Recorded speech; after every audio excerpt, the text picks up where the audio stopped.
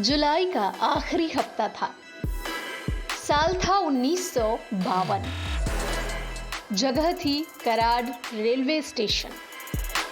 उस दिन महाराष्ट्र के सतारा जिले के इस रेलवे स्टेशन पर जबरदस्त भीड़ थी। स्टेशन से 5 किलोमीटर दूर गोलेश्वर गांव के सारे लोग मौजूद थे। आसपास के गांव का हुजूम था। ढोल नगाड़े बज रहे थे क्योंकि उस रोज गांव का एक लड़का ओलंपिक में मेडल जीत कर लौट रहा था। अपने दम पर आजाद हिंदुस्तान का नाम आसमान में उठाने वाले उस लड़के का नाम था खशाबा दादा साहेब जाधव। ट्रेन से उतरते ही केडी जाधव को फूल मालाओं से लाद दिया गया। जाधव जब स्टेशन से बाहर निकले थे तब तक कराड के महादेव स्थान से गोलेश्वर गांव की सीमा तक 151 बैलगाड़ियां सज धज कर तैयार थीं। ढोल नगाड़ों की गूंज के साथ विजय यात्रा शुरू हुई। भीड़ बढ़ती गई। 5 किलोमीटर का सफर तय करने में 7 घंटे लग गए। तब किसी खिलाड़ी के सम्मान में शायद ही किसी ने ऐसी भीड़ देखी थी, क्योंकि केडी जाधव ने ओलंपिक में कांस्य पदक जीता था। कुश्ती में ये आजाद हिंदुस्तान का पहला मेडल था। भारत के लिए सिंगल प्रतियोगिता में पहला मेडल था। जाधव घर गिरवी रखकर ओलंपिक खेलने गए थे, क्योंकि कुश्ती उनकी मोहब्बत थी। कुश्ती उनकी जिंदगी थी। केडी जाधव की रगों में कुश्ती दौड़ती थी। केडी जाधव का जन्म 15 जनवरी 1926 को हुआ था। केडी जाधव के पिता दादा साहेब जाधव पहलवान थे। 5 साल की उम्र में कुश्ती के दांव पेंच सीखने शुरू कर दिए थे। 8 साल की उम्र में इलाके के धाकड़ पहलवान को धूल चटा दी। थोड़ा बड़े हुए और वक्त आजादी के लिए संघर्ष का आया तो सब छोड़ छाड़ खुद को इसमें झोंक दिया। देश आजाद हुआ। जाधव के अंदर का पहलवान फिर जाग गया। आजादी के 1 साल बाद ओलंपिक हुआ लंदन में। जाधव को लंदन जाना था, लेकिन पैसा था नहीं। हाथ पैर मारे तो कुछ पैसा कोल्हापुर के महाराज ने दिया, तो कुछ पैसे का इंतजाम गांव वालों ने किया। जाधव लंदन गए। 52 किलो की कैटेगरी में दांव लगाया, लेकिन वो 6ठे नंबर पर आए। मेडल नहीं जीत पाए, लेकिन फुर्तीले अंदाज से दुनिया को दीवाना बना लिया। अमेरिका के पूर्व कुश्ती विश्व चैंपियन रईस गार्डनर ने उन्हें कोचिंग दी। अगले 4 साल तक जाधव ने अखाड़े में पसीना बहाया। फिर आया साल 1952। इस बार ओलंपिक फिनलैंड की राजधानी हेलसिंकी में हुआ, लेकिन ओलंपिक की लिस्ट से जाधव का नाम कट गया।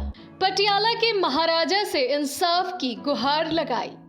महाराज के दखल के बाद कोलकाता में एक कुश्ती की प्रतियोगिता हुई। 2 पहलवानों को हराकर केडी जाधव ने ओलंपिक का टिकट कटवाया। ओलंपिक का टिकट तो मिल गया, लेकिन फिर से सवाल खर्च का था। जाधव एक बार फिर जुगाड़ में लग गए, मगर इस बार उन्हें पैसे के लिए बड़ी मशक्कत करनी पड़ी। घर वालों ने पैसे इकट्ठा करने के लिए गांव के हर घर का दरवाजा खटखटाया। कुछ से मदद मिली भी, मगर वो नाकाफी थी। फिर जाधव मुख्यमंत्री के पास पहुंचे। तब महाराष्ट्र बॉम्बे प्रोविंस हुआ करता था और मुख्यमंत्री थे मोरारजी देसाई। राज्य सरकार की ओर से सिर्फ 4000 मिले, फिर भी कम थे। तब केडी जाधव ने अपना घर गिरवी रखने का फैसला लिया। उन्होंने कोल्हापुर स्थित राजाराम कॉलेज के प्रिंसिपल के पास अपना घर गिरवी रख दिया। हालांकि दूसरी रिपोर्ट बताती है कि मराठा बैंक ऑफ कोल्हापुर के पास उन्होंने अपना घर गिरवी रखा। बदले में जाधव को 7,000 रुपए मिले। उनकी किट का इंतजाम उनके दोस्तों ने कर दिया। केडी जाधव लंदन पहुंच गए, लेकिन किस्मत की अग्नि परीक्षा बाकी थी। ओलंपिक में जाधव ने शुरुआती 3 मुकाबलों में जीत दर्ज की। चौथे मुकाबले में बाई मिली। चारों मुकाबला एक ही दिन में जीता। कोई भी पहलवान उनके आगे 5 मिनट नहीं टिक सका। मगर इसके बाद मुकाबला होना था जापानी रेसलर सोहाची इशी से। लेकिन टीम मैनेजर ने सही जानकारी जाधव को नहीं दी। उन्होंने कहा कि ये रेस्ट का दिन है। रेस्ट की वजह से जाधव अपने किट उठाई और दूसरे पहलवानों की कुश्ती देखने पहुंच गए। कुछ देर मैच देखने के बाद अचानक उनका नाम पुकारा गया। सुनकर वो चौंक गए, क्योंकि मैनेजर ने उन्हें बताया था कि आज रेस्ट डे है। राघव दर्शक दीर्घा से उठे, किसी तरह मैदान तक गए, लेकिन भ्रम में लड़ रहे केडी जाधव मुकाबला हार गए। 15 मिनट के अंदर जाधव को दूसरा झटका लगा। ऐलान कर दिया गया कि उनका मुकाबला सोवियत संघ के राशिद ममादवेयोव से होगा। आधे घंटे के अंदर उन्हें दूसरी बार अखाड़े में उतरना पड़ा। बिना तैयारी 30 मिनट के अंतराल में 2-2 बार लड़ने वाले जाधव ये मुकाबला भी हार गए। लिहाजा उन्हें कांस्य पदक से ही संतुष्ट होना पड़ा। लेकिन सबसे शर्मनाक बात यह है कि नियमों को ताक पर रखकर ये मैच करवाया गया था और भारतीय अधिकारियों ने इसका विरोध तक नहीं किया।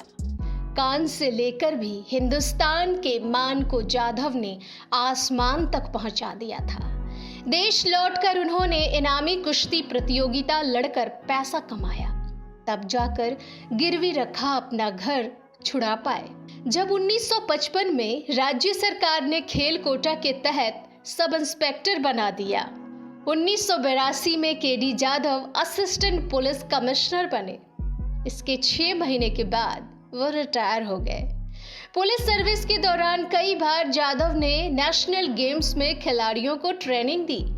14 अगस्त 1984 को उनका निधन हो गया। निधन के बाद गांव वालों ने गांव में उनकी मूर्ति लगवा जाधव को अमर कर दिया।